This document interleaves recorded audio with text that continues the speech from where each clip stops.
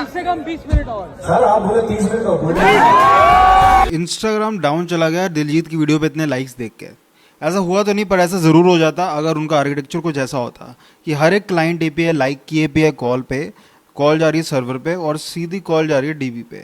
तो हर एक लाइक के लिए हम सर्वर को कॉल कर रहे हैं और डीबी को कॉल कर रहे हैं। अब 20 मिलियन लाइक्स से ज़्यादा हैं इस पोस्ट पे और ये सारे लाइक डीबी पे जाके हिट करेंगे एक करके, तो डीबी तो हमारा ओवरवेलम हो जाएगा और डाउन चला जाएगा। इससे बचने के लिए हम जनरली क्या करते हैं कि ये जैसे क्लाइंट है और जितने भी ये लाइक्स आ रहे हैं इसको एक किसी क्यूइंग मैकेनिज्म में डालते हैं बफर बनाने के लिए। तो फॉर एग्जांपल ये क्लाइंट है, इसके लाइक की रिक्वेस्ट आई तो हम क्या करेंगे कि एक काफका क्यू लगा देंगे सपोज।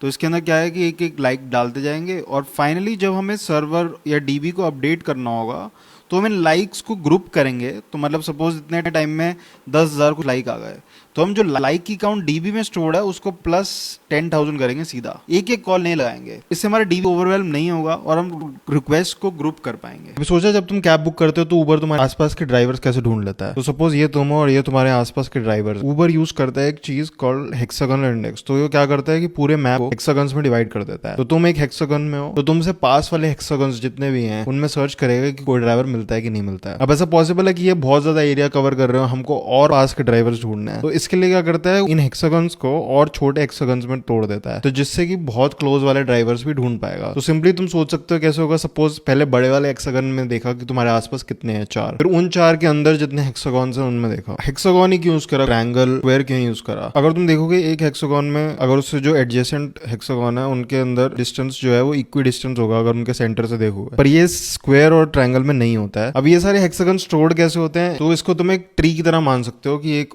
पूरा अर्थ रिप्रेजेंट करता है, उसके अंदर फिर और नोड्स जो हैं ये थोड़े बड़े वाले हेक्सागन्स, फिर इनके नीचे और इनके अंदर जो एम्बेडेड हेक्सागन्स है वो है। इस चीज में मैंने बताया था कि उबर तुम्हारे आसपास के ड्राइवर्स को कैसे ढूंढता है जब तुम कैब बुक करते हो। तो जब ड्राइवर असाइन हो जाता है तुम्हें एक ईटी आता है कि कैब 5 मिनट में आएगी या 7 मिनट में आएगी। तो वो ईटीए कैसे निकलता है, उसके लिए सपोज करो कि तुमने पूरे एक मैप उसको तुमने एक ग्राफ की तरह उसमें तोड़ दिया। अब सिंपली तुम्हारे पास स्टार्टिंग पॉइंट है, एंडिंग पॉइंट है, बिल्कुल डायरेक्शनल एल्गोरिथम लग सकता है। बट डायरेक्शनल एल्गोरिथम का रन टाइम कितना होता है, n log n। क्या होगा कि एक जो एक्चुअल रियल वर्ल्ड मैप है उसके अंदर बहुत सारे नोड्स हैं, बहुत सारे इंटरसेक्शंस हैं। तो अगर हम n log n चलाने बैठेंगे तो वो भी बहुत ज्यादा टाइम ले लेगा, इसलिए डायरेक्टली यूज नहीं किया जा सकता। तो फिर उबर करता क्या है, तो उबर क्या करता है इस पूरे ग्राफ को छोटे ग्राफ्स में तोड़ देता है, हर एक पार्टीशन के अंदर बेस्ट पाथ निकालता है। इसके अंदर अभी भी कुछ प्रॉब्लम है कि कुछ चीजें हम अकाउंट में नहीं ले रहे, जैसे कि ट्रैफिक होता है, वेदर कंडीशंस है, रोड टूटी हुई है या कुछ और कंडीशन है। तो मल्टीपल कंडीशंस को हैंडल करना पड़ता है। तो इसके लिए क्या करना पड़ेगा, हर एक एज पे कुछ वेट देना पड़ेगा कि इसका वेट इतना है, इसका वेट कम है। उबर एक एमएल मॉडल में ये पूरा डेटा फीड करता है, जो तुम्हारा ईटी आता है वो एमएल मॉडल से निकल के आता है, नॉट यूजिंग डायरेक्शनल एल्गोरिथम। तुमने कभी सोचा है कि जब तुम जोमेटो पे ऑर्डर करने जाते हो तो जोमेटो तुम्हारे आसपास के रेस्टोरेंट कैसे ढूंढता है। जोमेटो अगर ये क्वेरी यूज करता तो जोमेटो कोई यूज ही नहीं करता, क्योंकि ये क्वेरी इतनी स्लो चलती है। अब ये क्वेरी इतनी स्लो क्यों चलेगी, सबसे पहले समझ लेते हैं किसी भी एक पॉइंट को लैटिट्यूड और लॉन्गिट्यूड से रिप्रेजेंट किया जा सकता है। सिमिलरली किसी भी रेस्टोरेंट को भी रिप्रेजेंट किया जा सकता है। अगर जोमेटो को लाने और अगर ये क्वेरी यूज करता तो पूरे टेबल पे स्कैन होता है और उसके बाद जो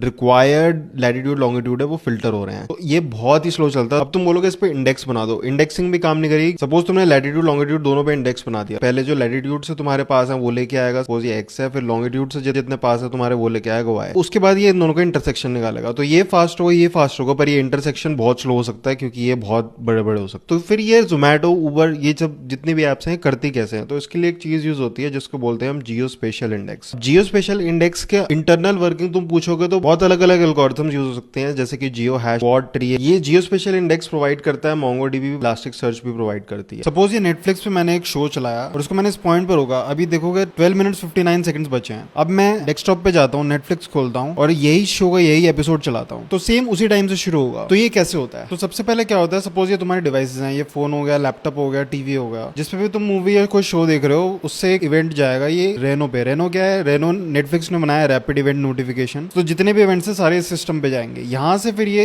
AWS SQS की मल्टीपल क्यूज हैं उसके ऊपर चले जाएंगे। अब इन क्यूज के जो वर्कर्स हैं ये इन इवेंट्स को प्रोसेस करेंगे और उसके अकॉर्डिंग डिवाइसेस को अपडेट कर देगा। साथ में ये वर्कर ये जो इवेंट है ये कैसेंड्रा डेटाबेस में भी स्टोर करेगा। अब ये स्टोर क्यों कर रहे हैं, क्योंकि सपोज टीवी है, अब टीवी को तो नोटिफिकेशन नहीं भेज सकते, टीवी बंद है तुम्हारा उस टाइम पे। तो टीवी जब खुलेगा तो टीवी यहाँ से इस डेटाबेस से फेच कर सकता है कि शो कहाँ रुका था और फिर वहीं से स्टार्ट हो